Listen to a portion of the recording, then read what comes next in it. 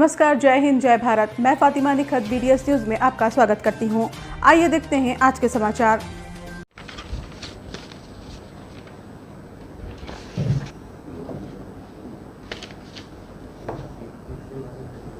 शैतानिर्रजीम बिस्मिल्लाहिर्रहमानिर्रहीम।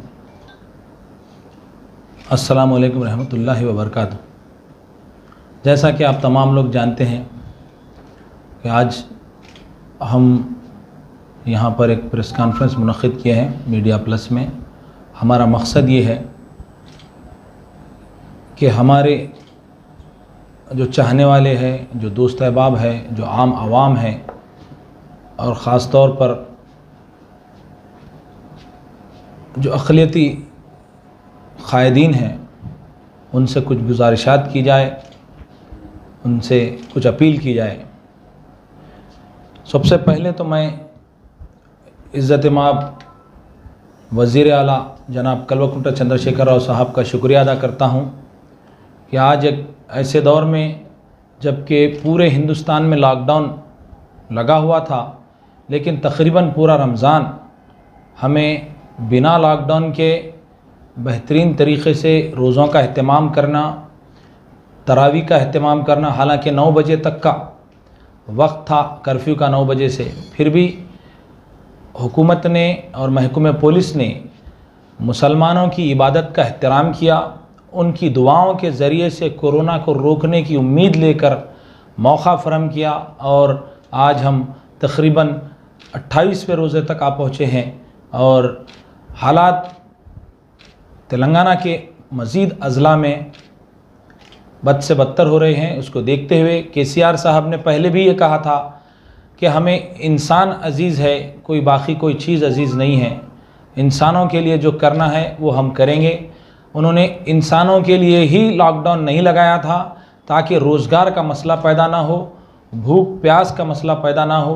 लोगों को जिस तरीक़े से पिछले साल के लॉकडाउन में तकलीफ़ें हुई थी, उस तकलीफ़ से बचाने के लिए उन्होंने लॉकडाउन से गुरेज़ किया और अब वक्त ऐसा आ चुका है कि बद से बदतर हालात बनने की तरफ है। उसको रोकना, सही वक्त पर सही फ़ैसला ये है कि कल से KCR साहब ने लॉकडाउन का ऐलान किया है। मैं KCR साहब की दूरंदेशी और उनकी फरासत का खैर मकदम करता हूँ, तारीफ़ करता हूँ। हज़ारों साल नरगिस अपनी बेनूरी पे रोती है, बड़ी मुश्किल से होता है चमन में दीदावर पैदा। पूरे हिंदुस्तान में एक ऐसे सेकुलर क़ायद है जिसने एक मिसाल क़ायम की कि एक मुस्लिम क़ायद को पहले नायब वज़ीर आला बनाया, फिर वज़ीर दाखिला बनाया।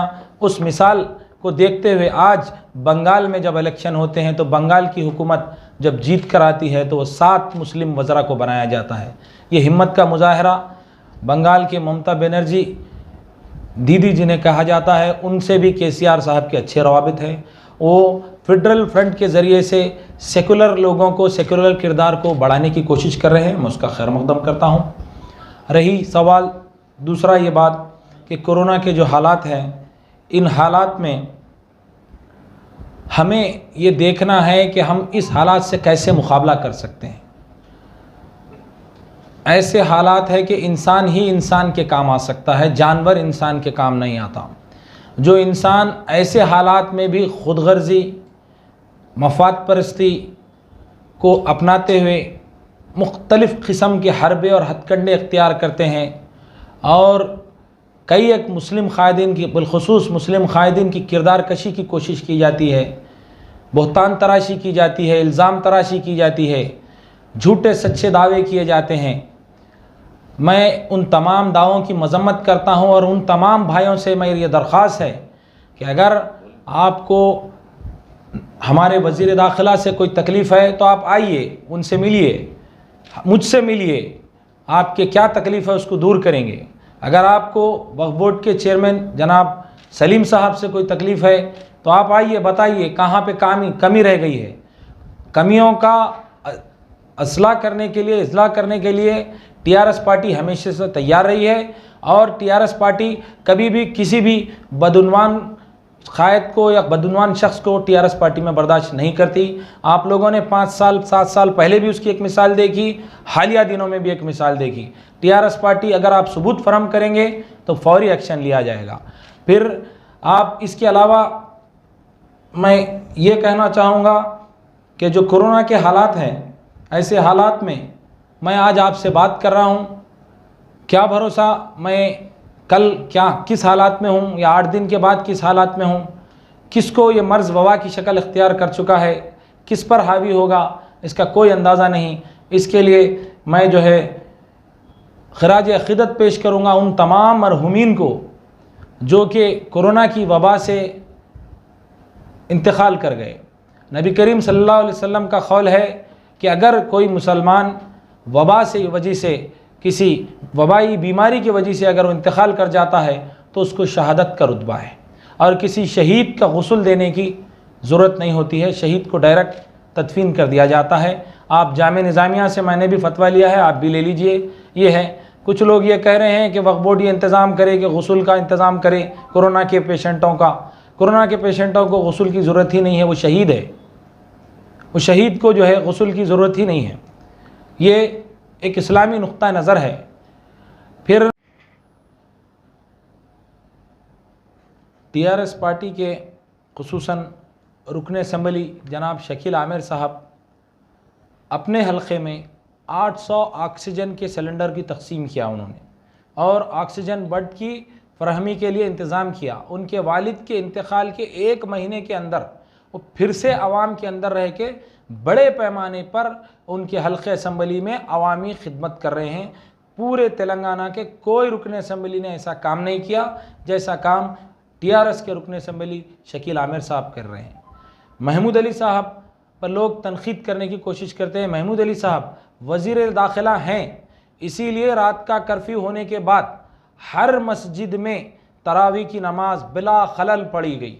पुलिस ने कोई खलल नहीं डाला।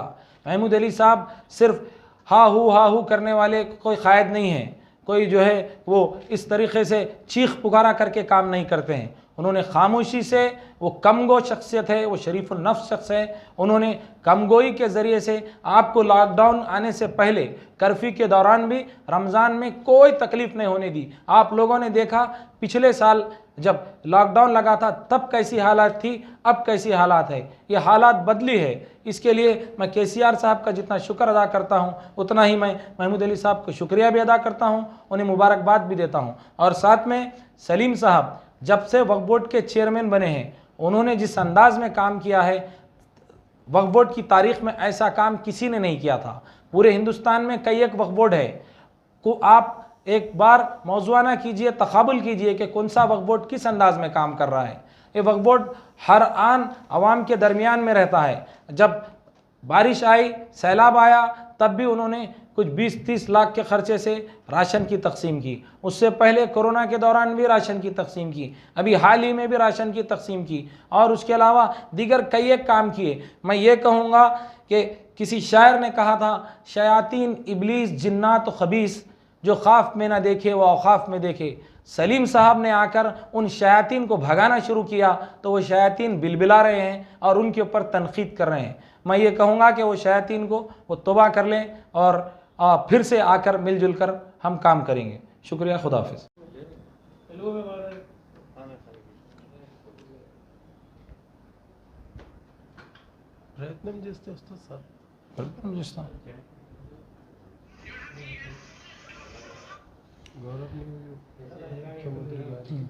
कि उनके जो अहले ख़ानदान हैं मरहूमीन के, उनको अल्लाह सब्र दे, उन्हें क़ुव्वत दे।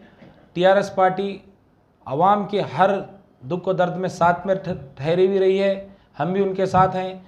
किसी जो छोटे छोटे बच्चे हैं जिनके माँ बाप इंतकाल कर गए या किसी घर का एक फ़र्द इंतकाल कर गया, कई एक परेशानियां हैं। अब जब ईद जैसी ईद आई है, इस ईद के मौके पर अपने अहलो अयाल के साथ साथ अपने आस पड़ोस और ये जो मरहूमीन के रिश्तेदार हैं, दोस्त अहबाब हैं, उनका भी ख्याल करें। देखें, बीमारों के इलाज के लिए अपना ताउन दराज करें, मरहूमीन के लिए दुआएं खैर करें, उनके लिए इसाले सवाब करें और मिलजुल कर सब अपने इत्तेहाद के ज़रिए से काम करें। मैं तमाम उन लोगों को, चाहे वो मेरे सहाफ़ती भाई हों, चाहे वो और कोई क़ायदीन हो, वो तनक़ीद से बाज़ आएँ। ये वक्त है, अभी क़यामत क़रीब है। इस दौर पे एक किस्म का एक छोटी क़यामत असग़र है ये, ऐसे मौके पे भी हम अगर नफसा नफसी के आलम में रहेंगे तो इससे बुरी बात कोई नहीं है। हमें फौरी एक दूसरे को हाथ मिलाकर, ये वक्त नहीं है कि मैं फ़लाँ जमात का हूँ, ये वक्त नहीं है कि मैं फ़लाँ की टांग खींचूंगा, ये वक्त नहीं है कि मैं फ़लाँ को गिराऊंगा, उन्होंने कैसा आगे बढ़ता। जो भी जितना भी काम कर रहे हैं, अगर कोई राशन की तकसीम कर रहे हैं तो जो राशन की तकसीम नहीं कर रहे वो उनकी किरदार कशी कर रहे हैं। अरे भाई, भूखों का पेट भरना ये सबसे बड़े सवाब का काम है, एक बेहतरीन इक़दाम किया गया। इसके अलावा और कुछ आप चाहते हैं तो उसके लिए बात करिए। आप सोशल मीडिया पे बदनाम करते हैं, गलत सलत किस्म के इल्ज़ामात लगाते हैं, मज़ाहिया अंदाज से बिल्कुल छिछोरे जो लोग होते हैं, छिछोरा अंदाज इख्तियार करके एक गानों के अंदाज में रमज़ान के दौरान में मैं देख रहा हूँ कि हमारे बारिश मुस्लिम क़ायदीन हैं, बारिश जो है मुस्लिम सहाफ़ी हैं, कई एक लोग हैं जो बड़ी बड़ी बातें कर रहे हैं, लेकिन जो है हमारे क़ायदीन के ख़िलाफ़ वो एक गानों को बना करके एक ऐसा इस्तेज़ा मजाक बना रहे हैं। ये वक्त मजाक का नहीं है। आप अगर कुछ है तो आइए, बात करिए, सब हाजिर हैं काम करने के लिए, मिलजुल कर काम करेंगे। Rangareddy district minority cell president और state general secretary minority cell. इसी के साथ ही ये समाचार समाप्त होते हैं। दुआ और उम्मीद यही कि आप जहां कहीं भी हों खैर आफियत से हों, आपकी हर सू खुशगवार हो और हर खुशगवार सू का अंजाम बखैर हो। इन्हीं दुआओं के साथ मुझे और मेरी टीम को दीजिए इजाज़त। देखते रहिए BTS news. Like and subscribe करना ना भूलें। जय हिंद।